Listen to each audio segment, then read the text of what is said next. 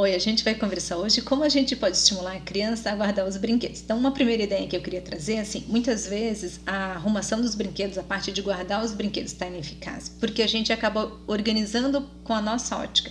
E é preciso que a gente possa olhar com a ótica da criança. Então, como que seria isso? Por exemplo, se a gente fosse pensar assim, os brinquedos estão numa altura que a criança consegue pegar, eles estão dentro de uma embalagem que a criança consegue ver o que tem dentro, eles estão dentro de uma embalagem que ela consegue abrir com facilidade. Então, essas atenções a gente precisa estar considerando para que seja eficaz.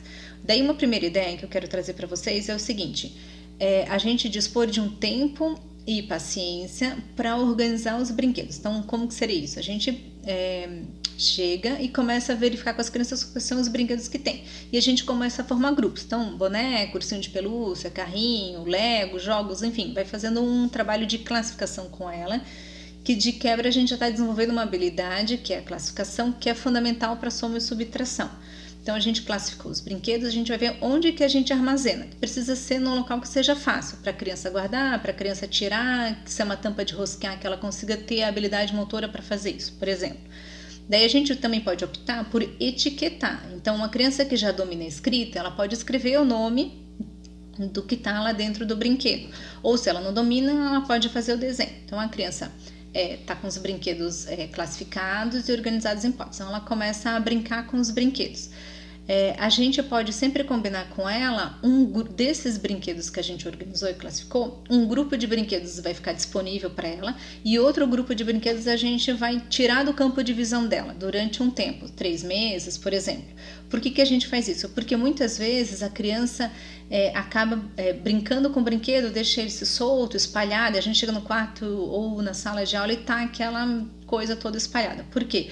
Porque ela pode estar com acesso a muito brinquedo. Então, muitas vezes os pais falam assim, Regina, mas ela tá entediada, ela tem um monte de brinquedo e não brinca com nada. Exatamente porque ela tá o tempo todo com todos esses brinquedos acessíveis. Então, o que a gente faz?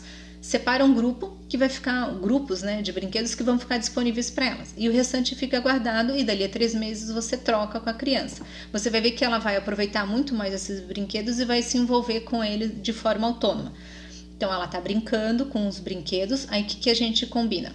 Brinca e em seguida guarda. E muitas vezes a gente vai ter que ensinar esse processo para a criança, porque ela está brincando, daí ela já viu uma outra coisa, ela pega o outro, já se envolve com o outro e assim vai indo. Então a gente vai ter que ficar junto e ensinar. Brinquei e agora eu vou guardar o brinquedo. E daí também vale a pena sempre a gente combinar com ela um tempo. Você vai brincar mais esse tempo e depois disso você vai precisar guardar o brinquedo. Para que a criança consiga organizar a cabecinha dela de que depois disso ela vai partir para uma outra situação.